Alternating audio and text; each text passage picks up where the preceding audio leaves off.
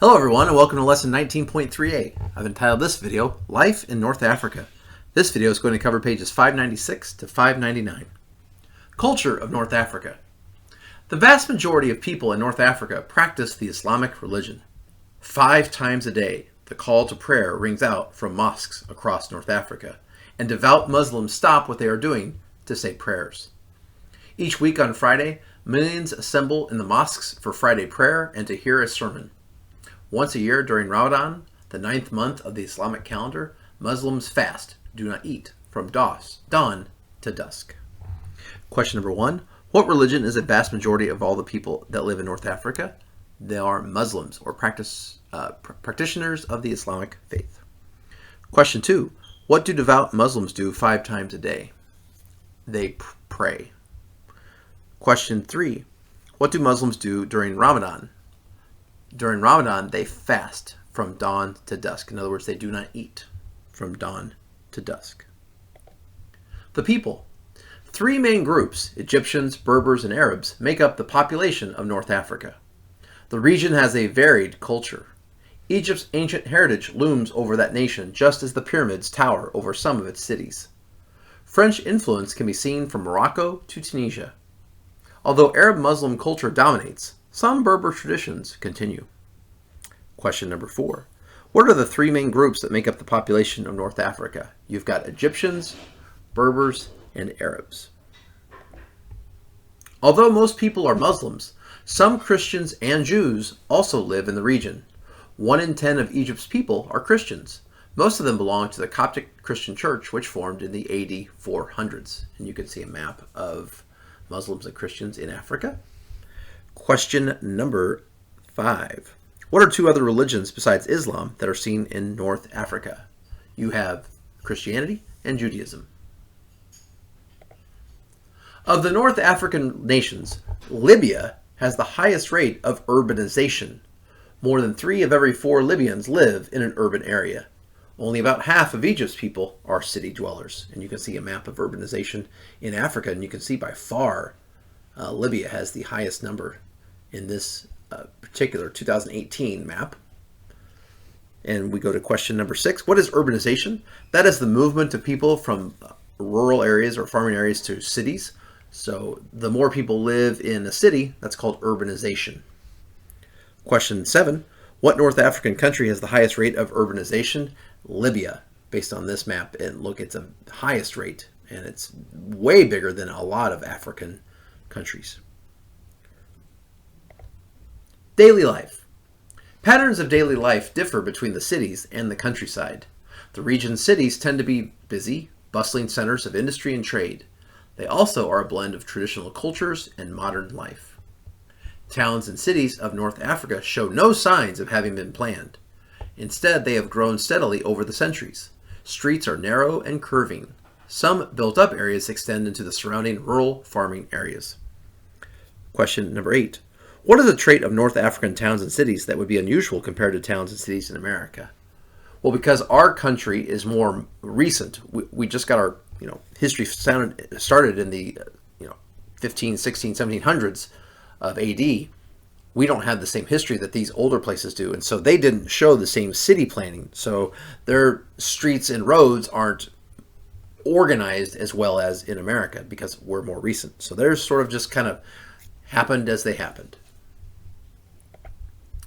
Cairo, Egypt is by far North Africa's largest city, with more than 9.3 million people. The next 3 largest cities are Algiers, Algeria, Casablanca, Morocco, and Tunis, Tunisia. Combined, they have fewer people than Cairo. Question number 9. What is the largest city in North Africa? Cairo, Egypt. Question 10. What are the next 3 largest cities in North Africa? Algiers, Casablanca, and Tunis. Cairo's buildings reflect its more than 1,000-year history. The waterfront along the Nile River boasts gleaming modern skyscrapers and parks. Throughout the city are historic mosques, Islamic places of worship. Tourists flock to the city's famous museums, though they have to endure traffic jams to get there. A jumble of old apartment buildings spread to the west. Beyond them, 1 million or so people live in mud huts in a massive, poor neighborhood called the City of the Dead. That's pictured right here. Question number 11. What is a mosque? That is an Islamic place of worship. Much like Christians in America might worship in a church, for the Muslims, they have mosques. Question 12. What is the city of the dead? It reminds me a lot of the cities we talked about in South America that have that place in the big cities where poor people live. So you have 1 million or so people living in mud huts, and it's very poor, a lot of poverty there. They can't afford better living conditions, so they live in what's called the city of the dead. An important feature of North African cities is the souk, or open air market, pictured here. Here, business people set up stalls where they sell food, craft products, and other goods. Singers and acrobats perform here, and they're in the markets, especially at night. Question number 13. What is a souk? A souk is an open air market where they're selling things, and you can see souks pictured here in both of those. Life in rural areas follow a different pattern. Farming villages in rural Egypt can be as small as 500 people. Families live in homes built of mud brick with few windows. Each morning, the fellahin, poor farmers of Egypt, walk to work in the fields outside the village. Many use hand tools and rely on muscle power or animal power. At day's end, they return home. Question number 14. Who are the fellahin? The fellahin are the poor farmers of Egypt. And we have them pictured on both of these pictures. Sorry, I'm trying to turn my worksheet here. But yeah, you can see both examples here of fellahin, here and here. Farms in Libya are clustered around oases. These communities are small because so little land can be farmed. In Morocco, many farmers live in the well-watered highland areas. They build terraces on steep hillsides to plant their crops. Some rural dwellers still live like nomads, pictured bottom right. This is the same kind of life Berbers have followed for centuries. They tend herds of sheep, goats, or camels. They move from place to place in search of food and water for their herds. Some settle in one area for part of the year to grow grains. Now we can answer question number 15. Where are farms located in Libya? They are clustered around the oases. Question 16. How do many rural dwellers still live like nomads in parts of North Africa? Well, they have the same nomadic lifestyle. They are moving from place to place looking for food and water, as they often tend to herds of either sheep or goats or camels. Food. Moroccan food has gained fame around the world for its rich and complex flavors. The base of many Moroccan meals is couscous, and that's pictured here. Small nuggets of semolina wheat that are steamed. Rich stews of meat and vegetables are poured over it, and you can see that on this dish. This style of cooking is also common in Algeria and Tunisia. Sandwiches in this region are often made with flat pieces of pita bread, pictured right here. They might include grilled pieces of lamb, chicken, or fish. Falafel is made from ground dried beans and formed into cakes and fried. You can see those pictured right here. They kind of look like our hush puppies. Pigeon is also popular in Egypt and Morocco. You can see pigeon pictured right there. I'm guessing that it tastes like chicken. Question number 11. Why is Moroccan food famous in the world? It's famous for its rich and complex flavors. Question number 18. What is couscous?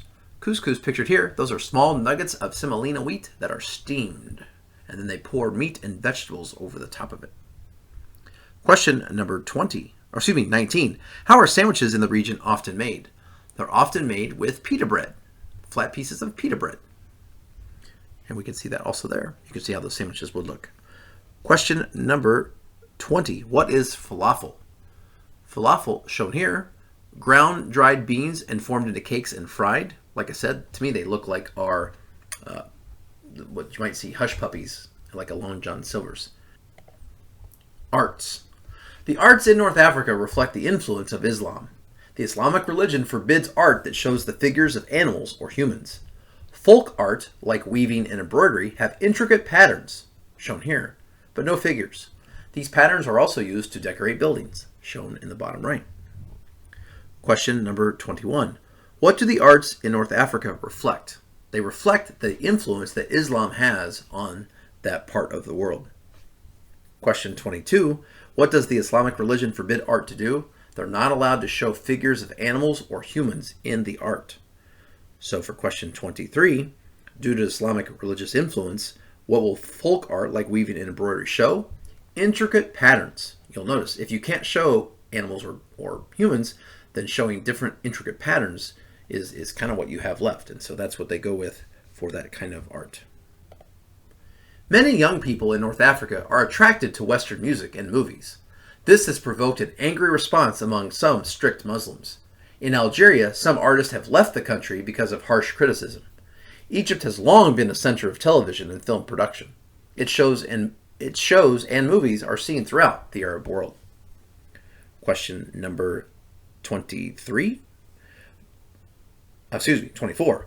What tension is caused by the fact that many young people in North Africa are attracted to Western music and movies? It provokes an angry response for those that are more strict Muslim worshippers because they feel like this Western influence is counter to what their Muslim religion teaches. Language and literature. Arabic is the official language of all 5 countries in North Africa. French is prominent in Morocco, Algeria, and Tunisia. French and English are most often heard in the region's cities, but Berber languages are more common in rural areas. As the largest Arabic-speaking country, Egypt has played an important part in the literature of the region. Egyptian writers have explored themes like the impact of influences from Western culture.